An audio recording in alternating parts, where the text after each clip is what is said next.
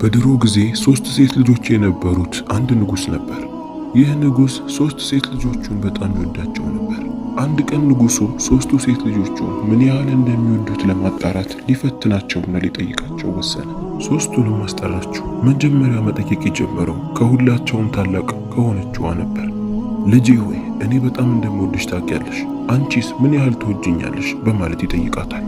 ታላቅ ልጁም አባቴ ሆይ እኔ በጣም እወድሃለሁ፣ የምወድህም እኔ አንገቴ ላይ ከማንጠለጥላቸው ከምለብሳቸው ወርቆች የበለጠ አንተን እወድሃለሁ አለችው። አባትም የልጁን መልስ ሲሰማ በጣም ተደሰተ። ከወርቅ በላይ አብልጣ የምትወደኝ ልጅ ስላለችኝ በጣም ተደስቻለሁ አለ። ወደ መካከለኛ ሴት ልጁም ዞረና አንቺስ ምን ያህል ትወጂኛለሽ? እኔ በጣም እወድሻለሁ አላት።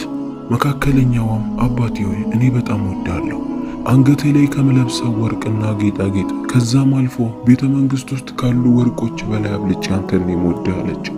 ንጉሱም የመካከለኛዋ ሴት ልጁ ከመጀመሪያዋ የበለጠ ስለሆነ በጣም ተደሰተ። በደስታ ፊቱ እንዳበራም ወደ 3ኛ ሴት ልጁ ዞር አለና አንቺስ ልጄ እኔ አንቺን በጣም እወድሻለሁ፣ አንቺስ እኔን ምን ያህል ትወጂኛለሽ? በማለት ይጠይቃታል። 3ኛ ሴት ልጁ ሁለቱ ከመለሱት ለየት ያለን መልስ ነበር የመለሰችው።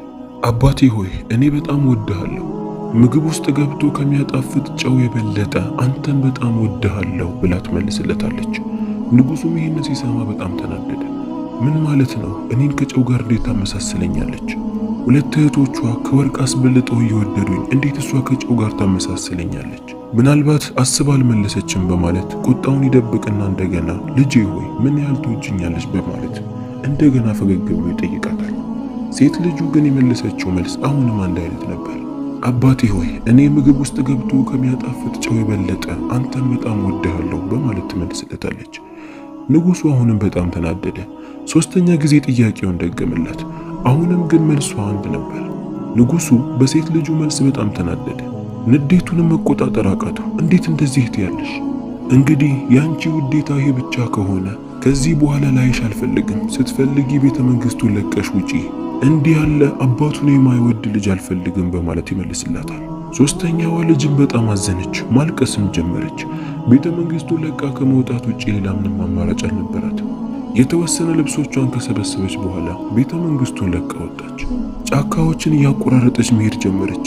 ከምንም በላይ ያሳዘናት የምትወደው አባቷን መለየቷና ስለ ጠላትም ጭምር ነበር። አንድ ዛፍ ስር ቁጭ ብላም ተክዛ እያሰበች ሳለ በድንገት አንድ ዕድሜ ጠገብ የሆነች ጸጉሯን ሙሉ ሽበት የወረረው አሮጊት ወደ እሷ ጋር ትቀርባለች። ልጄ ሆይ ምን ሆነሽ ነው እዚህ ጋር ቁጭ ያልሽ? ቦታው እኮ ጥሩ አይደለም፣ ያዘንሽ ትመስያለሽ፣ ምን ሆነሽ ነው ብላ ትጠይቃታለች። ምስኪኗ የንጉሱ የመጨረሻ ልጅም እናቴ ሆይ ምንም አልሆንኩም፣ ለአንቺ ብነግርሽ ከማስጨነቅ ውጪ ምንም የሚፈጠር ነገር የለም ትላታለች። አዛውንቷም ልጄ ሆይ ባክሽ ጭንቀትሽን በውስጥሽ ከምትይዢ ለሰው ማካፈል የተሻለ ነው፣ ምናልባት በሐሳብ ልረዳሽ እችላለሁ። ምስኪኗ ልጅም ያጋጠማትን ነገር ምንም ሳታስቀር ትነግራታለች። አዛውንቷም በልጅቷ በመገረም አብሽሪ፣ የመለስሽው እኮ ትክክለኛና የተሻለን መልስ ነው። ምናልባት አባትሽ ስላላስተዋለ እንጂ መጨረሻ ላይ ሲገባው ያንቺ መልስ እንደተሻለ ይገባዋል።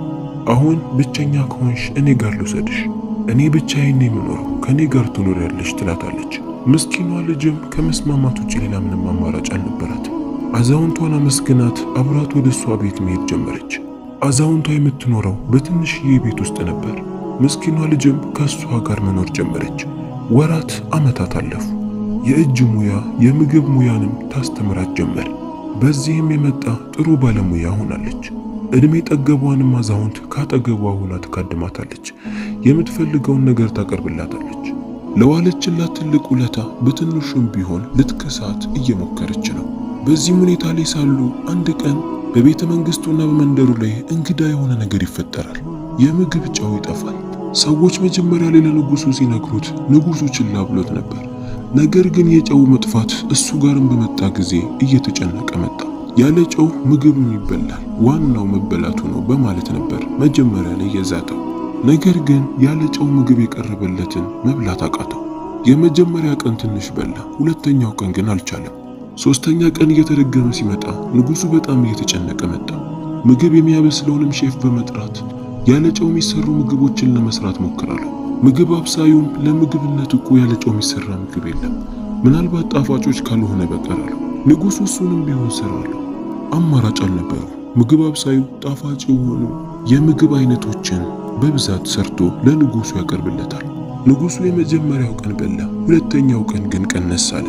እየተደጋገመ ሲመጣ እያስጠላውና እየዘጋው ይመጣል። ጣፋጭን ብቻ ማዘውተር ምንም ጥቅም እንደሌለው ጭራሽ ጉዳት እየጨመረ እንደሚመጣም ሲገባው ንጉሱ በጣም እየተጨነቀ መጣ። ያለው አማራጭ ያለ ጨው ምግብን መብላትን መሞከር ነበር። በየቦታው እየሄደ ጨውን ማፈላለግ ጀመረ።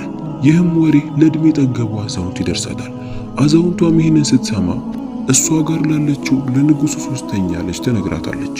ልጅቷም ይህንን ስትሰማ በጣም ተጨነቀች። ወይኔ አባቴ ምን ሊሆን ነው? ያለ ጨው ምግብ መብላት እኮ በጣም ከባድ ነው። ደግሞ እሱ አልለመደም። የሆነ መፍትሄማ መፈለግ አለበት በማለት መጨነቅ ጀመረች። አዛውንቷም የልጅቷ ተግባር በጣም አስገረማት። የገዛ አባቷ ከቤት አባሯት፣ አሁን ግን ለሱ ለትንሽ ነገር ስትጨነቅለት ስትመለከት በጣም በመገረም ይሄን ያህልማ ለአባትሽ የምታስቢ ከሆነ ጨው የሚገኝበትን ቦታ እነግርሻለሁ። ያ ቦታ ማንም የማያውቀው ነው። ቦታው ላይ ብዙ ጨው አለ። መገኛውን እነግርሽና የፈለግሽውን ያህል ወስደሽ ወደ አባትሽ ጋር ትሄጃለሽ ብላ አዛውንቷ ለልጅቷ ሐሳብን ታቀርብላታለች። ልጅቷም የቀና አዛውንቷ ንግግር ስትሰማ በጣም ተደሰተች።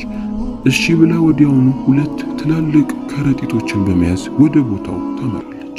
ቦታው ላይ ስትደርስ በጣም የሚያምርና ለየት ያለ ስፍራ ነበር። በያዘችው ሁለት ከረጢት ሙሉ ጨው ትሞላዋለች። ከረጢቱንም ተሸክማ ወደ አባቷ ጋር መገስገስ ጀመረች። ወደ ቤተ መንግስቱም ደርሳ ቀጥታ ለአባቷ አልነበረም የሰጠችው። ወደ ማዕድ ቤት በመሄድ ምግብ ወደሚያሰናዳው ሰራተኛ ጋር ተጠግታ ጨውን ትሰጠዋለች። ምግብ የሚያሰናዳው ዋናው የንጉሱ ሶስተኛ ልጅ ሲመለከታት በጣም ተገረመ። አንቺ ወዴት ጠፍተሽ ነው? እስካሁን የት ነበርሽ? በማለት ይጠይቃታል። ልጅቷም አብሽር፣ ሁሉንም ነገር ታውቃለህ፣ ሁሉንም በጊዜ ሂደት የምታውቀው ይሆናል ትለዋለች። ምግብ አብሳዩ ጨው በመምጣቱ በጣም ደስተኛ ነበር። ወዲያውኑ ለንጉሱ ከዚህ በፊት ከሚሰራው አስበልጦ የሚጣፍጡ ምግቦችን መስራት ጀመረ። የምግብ ጠረጴዛውን በሚያማምሩ ምግቦች ሞላው። ለንጉሱም በምግብ ወደ ተሞላው ጠረጴዛ እያሳየው ናቅረብና ብላ ይለዋል። ንጉሱም ቀለል በማድረግ ብዙ ምግብ እኮ መስራት አይጠበቅብህም፣ ያለ ጨው እኮ መብላት ከጀመርኩ ጀምሮ ብዙ ምግብ እየተበላልኝ አይደለም ይለዋል። ምግብ አብሳዩ አረ ንጉሱ የዛሬው ለየት ያለ ነገር አለው በማለት ወደ ማዕዱ እንዲሄድ ያደርገዋል። ንጉሱም በመገረም እሺ በማለት ወደ ማዕዱ ይጠጋል። ከምግቡም አንስቶ አንድ እንደጎረሰ ወዲያውኑ ፊቱ በፈገግታ ተሞላ። ምግቡ ጨው ነበረ። በጣም ተደሰተ። ጨው ከየት አግኝተህ ነው? እንዲህ ያለ ጣፋጭ ምግብ እስክበላ እንዴት እንደናፈቀኝ ብታውቅ። በወርቅ እንኳን የቀየረኝ ሰው ካለ ብዬ እኮ ጨውን እያፈላለኩ ነበር አለው። ንግግሩንም የሰማችው ሶስተኛ ልጁ ከአባቷ ፊት ለፊት ቆማለችና አባቴ ሆይ አየህ አይደል ጨው ከወርቅ ይበልጣል አለችው። ንጉሱም ልጅቷን ሲመለከት በጣም ደነገጠ። ወዲያውኑ ሮጦ ሄዶ አቀፋት። ልጄ ሆይ ይቅርታ አድርጊልኝ፣ ልክ ብለሻል፣ ጨው ከወርቅ ይበልጣል እያለ በማልቀስ ልጁን መማፀን ጀመረ። በቀጣዩ ቀንም ሶስተኛ ልጁ ንጉሱን ይዛ ብዙ ወታደሮችንና ስጦታዎችን አስከትላ አዛውንቷ ጋር ነበር የሄደችው። ንጉሱም አዛውንቷን ደጋግሞ ማመስገን ጀመረ። በጣም አመሰግናለሁ ልጄን ስለተንከባከብሽልኝ፣ እኔ በጣልኳት ሰዓት አንቺ አንስተሽ ለዚህ ስላደረስሽልኝ በጣም አመሰግናለሁ። ለዚህም ከዚህ ወጥተሽ በእኛ ቤተ መንግስት ላይ ትልቅ ቤትን ሰርቼልሽ መኖር ትችያለሽ ይላታል። አዛውንቷም ችግር የለው በጣም አመሰግናለሁ፣ ነገር ግን እኔ ይህንን ቤት መልቀቅ አልፈልግም። ከልጅነቴም ጀምሮ ያደግኩበትና የኖርኩበት ስለሆነ እቤቱን መልቀቅ አልፈልግም ትለዋለች። ንጉሱ አዛውንቷን ሊጫናት አልፈለገም። የስጦታና የወርቅ አይነቶችን የጌጣጌጥ አይነቶችን በስጦታ መልኩ ለታታሪዋ አዛውንቷ በረከተላት። ሶስተኛ ሴት ልጇም ከአዛውንቷ ጋር ሄዳ ተቃቅፋ ብዙ ሰዓቷን ከሷ ጋር አሳልፋ ሁል ጊዜ እየመጣች እንደምትዘየራትና ትርፍ ጊዜ ካገኘች ደግሞ ከሷ ጋር እንደምታሳልፍ ከነገረቻት በኋላ ወደ ቤተ መንግስት ትመለሳለች።